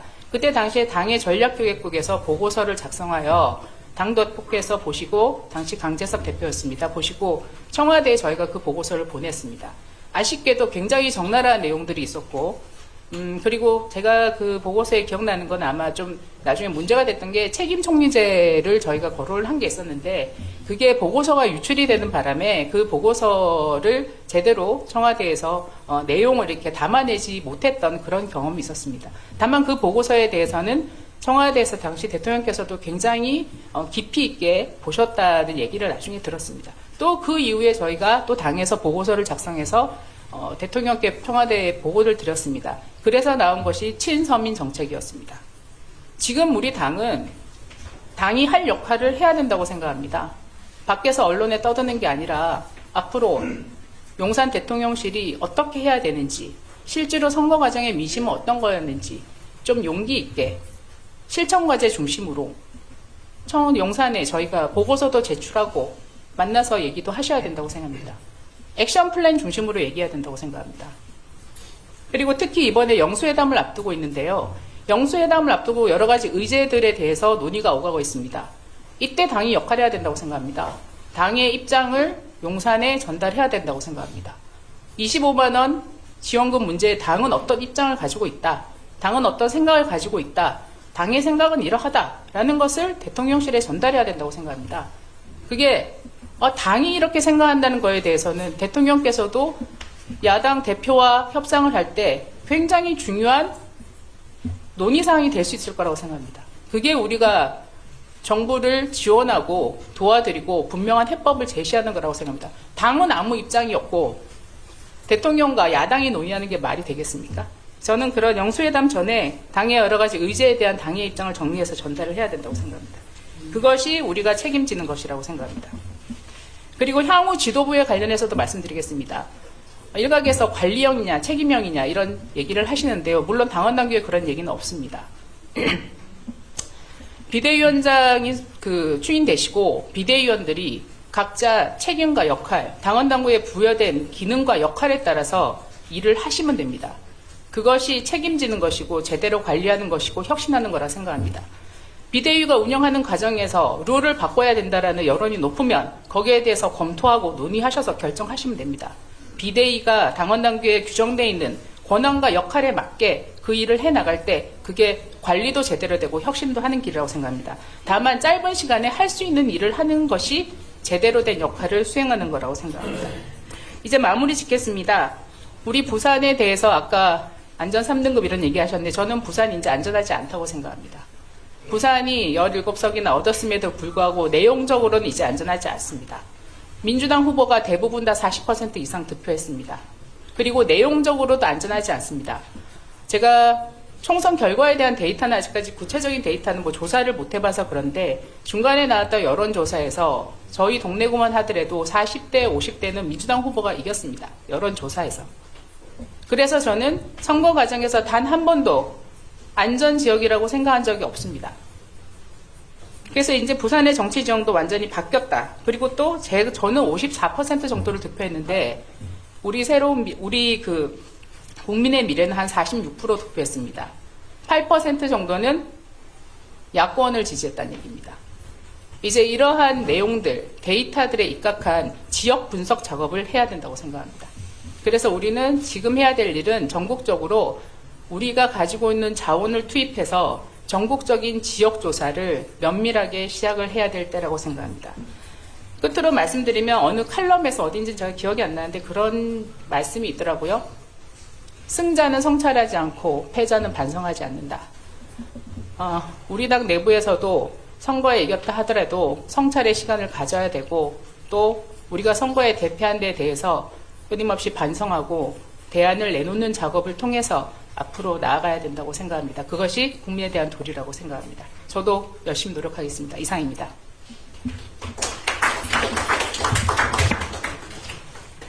초심을 잃지 않으시길 바라고 4년 후에 승리 요인을 분석하는 자리에서 혹시 다시 들을 수 있는 기회가 있으면 오늘의 이 다짐을 지켰는지 한번 확인할 수 있기를 기대하고요.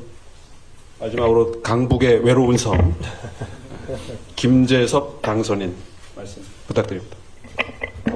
네, 강북의 외로운 섬 도봉구에서 당선된 김재섭입니다. 목소리가 아직 돌아오지가 않아가지고 좀 새소리가 나는 점을 양해 부탁드립니다. 일단 저희가 여의도 연구원에서 개최하는 행사인 만큼 제가 여의도 연구원에 대한 성토부터 시작하도록 하겠습니다. 선거 중에 제가 여의도 연구원으로부터 단 하나도 내용을 받지 못했습니다. 그러니까 여의도 연구원이 우리의 싱크탱크다, 예를 들면 선거를 지휘해야 되는 핵심적인 역할이다라고 하는데, 저희가 특히 이제 서울권, 강북권, 전국 여론조사 모든 부분에 있어서 언론기관에서 나오는 여론조사 내지는 전문가들이 이야기하는 평가 말고는 제가 여의도 연구원으로부터 받은 구체적인 자료는 하나도 없었습니다. 그러니까 선거 기간에 여의도 연구원은 무엇을 했는지 저는 한번 여쭙고 싶고 또 성토도 좀 해보고 싶습니다. 저뿐만이 아니라 대부분 다 비슷한 생각 하실 겁니다. 아니, 여의도 연구원이 예를 들면 저희가 90석이 나오든 100석이 나오든 150석이 나오든 뭔가를 알아야 캠페인을 하는데 아무것도 주지 않은 상태에서 언론에서는 서울은 분위기 좋다, 경기도는 안 좋다, 전반적으로 분위기 안 좋다, 그걸 가지고 어떻게 미시적인 전략들을 짜겠습니까? 그래서 여의도 연구원에서 개최하는 만큼 제가 공개적으로 여의도 연구원에 모르겠습니다. 여러 가지 안에 내부적인 상황이 있었겠지만은 저는 책임 방기였다고 생각합니다. 90석이라는 내용이 나와서 전국이 혼란스러워지면 혼란스러운 대로 저희는 또 선거 준비를 해야 되는 거거든요. 그러니까 개인적인 후보 개개인들이 이 센 바람을 연구하고 또 분석하기에는 시간도 없고 역량도 부족했다는 점을 먼저 말씀을 제가 분명히 드리고요. 두 번째는 저는 당선자로서 이 자리에 섰지만 낙선자분들 목소리 좀 많이 들어주셨으면 좋겠습니다. 왜냐면 저는 당선자 총회도 가보고 낙선자 3040 모임 이제 천목회라고 불리는 데도 가보고 또 다른 낙선자분들이랑도 이야기를 많이 하고 실제로 저 개인은 당선자로서의 위치보다는 낙선자들의 마음과 낙선자들의 생각과 훨씬 더 싱크로율이 높습니다. 예, 거의 비슷한 공감대를 가지고 있기 때문에 당선자들이 나와서 저희는 어떻게 해서 당선됐습니다라는 이야기를 그리고 앞으로 우리 당이 이렇게 했으면 좋겠습니다라는 이야기를 라기보다는 오히려 낙선자들이 우리가 이래서 졌습니다라는 이야기를 냉정하게 받아들일 준비가 당에서는 돼야 된다고 생각합니다. 그래서 이 구성에 있어서도 지금 김종혁 사무부총장께서 나오고 계시긴 하지만은 서울에서 낙선한 분들 이분들의 목소리를 우리 당이 들을 용기가 좀 있어야 된다고 생각하고요. 처음에 여기 제가 이 제안을 받았을 때에 무슨 이야기를 해야 되는지 사실은 분명히 있었습니다. 항상 언론에서도 나오고 전문가들도 이야기하는 당정관계 문제, 민생을 잘 못 챙겼다, 캠페인이 잘못됐다. 근데 그 얘기가 하루 이틀 된 얘기는 아니었다고 생각하거든요. 선거 한 6개월 전, 제가 방송을 나갔을 때 한 1년 전에 했었던 아이템이랑 거의 다르지 않습니다. 그러니까 그 얘기는 뭐냐면 저희가 똑같은 이야기를 반복적으로 하고 문제에 대한 진단도 정확하게 나와 있는데 그 문제를 해결할 용기가 우리 당한테는 없었다라는 얘기밖에 안 되는 것 같거든요. 저는 그래서 문제를 좀 직시해야 된다고 생각합니다. 우리는 문제를 다 알고 있습니다. 여기 계신 분들은 어떻게 당이 나가야 되는지도 잘 알고 계실 거라고 생각합니다. 그러나 그것을 어떻게 실천하고 어떻게 관철시켜야 될지에 대한 용기가 없는 것뿐이라고 생각합니다. 그래서 앞서서 다 똑같은 저랑 거의 같은 생각을 다 말씀을 해주셨기 때문에 그거를 뭐 반복하진 않을 것 같고요. 다만 한 가지 조금 우려스러운 것은 저희가 저도 21대 국회의원 선거에서 낙선하고 22대 국회의원 선거에서 당선이 됐는데 그때 낙선했을 때와 지금 뭐 당선자로서 바라보는 것의 가장 큰 차이는 처음에 저희가 21대 국회 괴멸적 패배를 당했던 백성남짓의 패배를 당했을 때에는 정말로 당이 무너지는 것처럼 저희가 다 말하자면 대성통곡을 했던 기억이 있거든요. 야, 이거 진짜 큰일 났다. 우리 보수가 끝날 것 같다. 근데 이번에는 사실 저번과 거의 다르지 않은 결과물을 받았음에도 불구하고 되게 안일하다는 느낌이 저는 좀 개인적으로는 듭니다. 저희가 저번 선거에서 크게 지고 나서 다행히도 대선과 지선 그리고 그 전에 있었던 재보궐선거에서 이겨서인지는 모르겠는데 약간의 희망회로 같은 것들이 강하게 돌아가고 있다는 생각을 감추기가 어렵습니다. 이번에도 백석했지만 대선은 이기지 않을까? 3년이 남았으니까. 지방선거도 잘 치르면 이기지 않을까? 근데 그렇게 정당이 감나무에서 감 떨어지듯이 밑에서 입 벌리고 있는다고 저는 해결될 건 없었다고 보고, 당시에도 21대 국회가 끝나고 나서 초선 중심으로 정말 여러 가지 혁신 모임들이 생겼던 것으로 기억이 납니다. 저도 가서 발표도 했던 적이 있고, 먼저 초선들께서 당의 방향성에 대해서 논의를 하고, 김종인 비대위가 들어오고 나서도 저희가 그때 정강정책부터 바꾸고 어떤 약자와의 동행을 만들고, 그러니까 처절한 반성 같은 것들이 분명히 있었거든요. 그 가운데서 지지층들이 매일 비대위 보고 욕했던 기억이 아직도 선연한데, 그때에 비해서 아직까지 우리는 거의 똑같은 의석수를 받았음에도 불구하고 뭔가 다 잘 될 것 같다는 생각만 가지고 있고 구체적인 액션 플랜이 안 나와 있다는 거는 개인적으로 좀 아쉬운 마음이 듭니다. 그리고 강북에서 어떻게 당선됐냐, 거기 험진대 어떻게 당선됐냐 물어보셨을 때 뭐 여러 가지 이유가 있겠지만은 굉장히 현상적인 이야기만 드리면 우리 당이 하는 거 거의 반대로만 했습니다. 제가 솔직히 말해서. 그게 어떤 거냐면 2조 심판 얘기 입 밖으로도 꺼내지 않았고요. 그 다음에 당에서 내려온 현수막 4년 동안 한 번도 적을지 않았습니다. 이게 스스로도 부끄러운 일이긴 하지만 당에서도 알아주셔야 된다고 생각이 드는 게, 제가 현수막을 저희 사무국장으로부터 당으로부터 내려오는 거 보면 정말 저희 지역에는 걸 수 없는 내용들이 태반이었습니다. 그래서 정말 단언컨대 저는 한 번도 건 적이 없었습니다.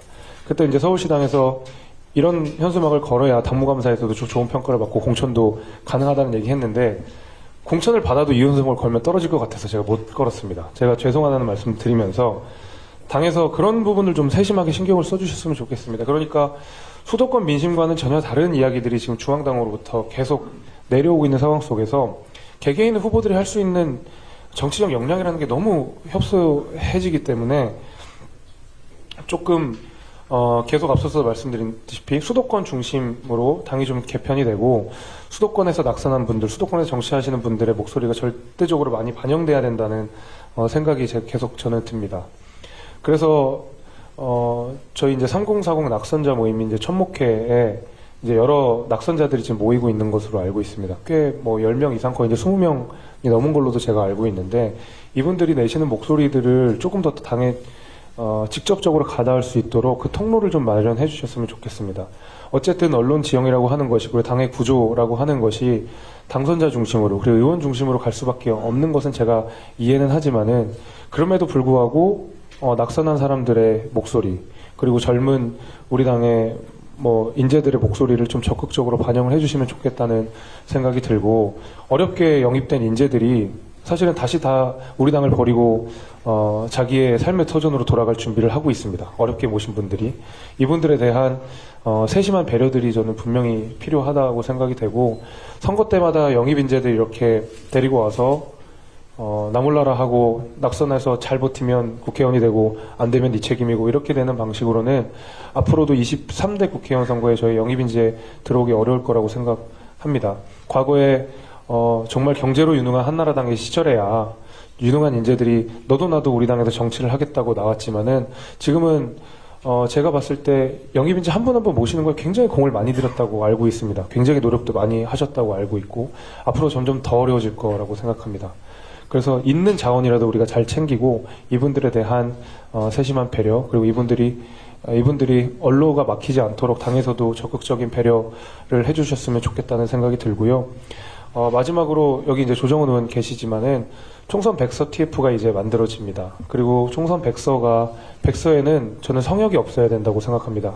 성역이 있는 백서는 결국에는 열과 성을 다해서 저희가 그냥 예쁜 뭐 보고서 하나 만드는 것밖에 안 되는 거거든요. 그래서 굉장히 불편하고 때로는 듣기 싫고 이것이 말하자면 뭐 금기를 깨는 일이라 하더라도 저는 백서 TF에서만큼은 하나의 성역이 없이 우리 당의 민낯을 다 드러내고 거기에 대한 처절한 반성과 복귀가 이루어져야 된다고 생각하고 이번 총선 백서 그 다음에 앞으로 들어설 비대위가 다음에 있을 대선 승리에 미랄이 되었으면 하는 바람이 있고 저 역시도 그 가운데서 많은 역할들을 하겠습니다.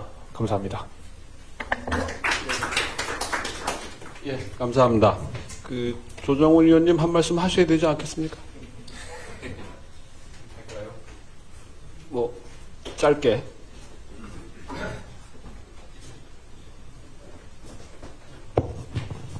네, 조정훈입니다.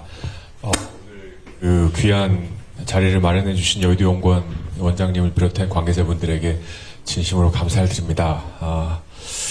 들으러 왔습니다. 저 또한 서울에서 박빙의 승부를 했던 사람으로서 어쩌면 제 마음은 당선자보다 낙선자의 마음에 더 닿아 있는 것 같습니다. 또 인재 영입 과정에서 빗자루 하나락도 들고 마당을 쓸었던 사람으로서 우리 국민의힘 보수 정당이 점점 매력 밀도가 떨어져 간다라는 것을 체험할 수 있었던 시간이었습니다. 이제 반등하지 않으면 더 이상 내려갈 곳은 없다고 생각합니다. 아까 우리 김재섭 당선인 말씀하신 것처럼 총선 백서라는 막중한 업무를 당에서 맡겨주셨는데 저는 날 것 그대로 다 담으려고 합니다. 그리고 날 것 그대로 담고 남아있는 시간 동안 우리가 이를 악물고 당의 체질을 뼛속부터 개선해 나가야 된다고 생각합니다. 당선인, 낙선인, 우리 당의 지지자들, 당직자분들, 또 여의도 연구원, 우리 국민의힘을 구성하는 모든 분들로부터 목소리를 듣고 우리가 어떤 방향으로 나아가야 이 위기를 극복할지 한번 최선의 노력을 다해보도록 하겠습니다. 다시 한번 이 자리 마련해 주신 분들 너무너무 감사드립니다. 감사합니다. 예, 다른 추가적인 하실 말씀 없고 시간이 조금 오버됐는데 마무리하도록 하겠습니다. 결국 2021년 4월 서울 부산시장 재보궐선거 승리나 2022년 대선 지선 승리는 착시 현상이었고 일시적인 현상에 불과했던 겁니다. 그리고 보수의 재구성이 필요하지 않나 생각이 되고요. 작년도 프로야구 챔피언 LG 트윈스가 통합 우승 5개년 계획을 세워서 딱 5년 차에 우승을 했다고 하거든요. 그러니까 여기도 아마 한 3개년 계획, 2개년 계획이 필요하지 않나. 그러니까 지금 혁신형이냐 관리형이냐라는 논란도 중요하겠지만 단기적이고 인위적인 처방은 한계가 있지 않느냐. 이제 보다 근본적인 처방이 필요하지 않나 생각이 되고 그 출발은 아마 조정훈 총선 백서가 되지 않을까 생각을 합니다. 모쪼록 오늘 토론회가 한국 정치의 한 요소이고 구성인 보수 정치가 새롭게 출발하는 계기가 되었으면 하고요. 그런 출발점이 되었기를 기대하면서 마치도록 하겠습니다. 감사합니다. 마치겠습니다.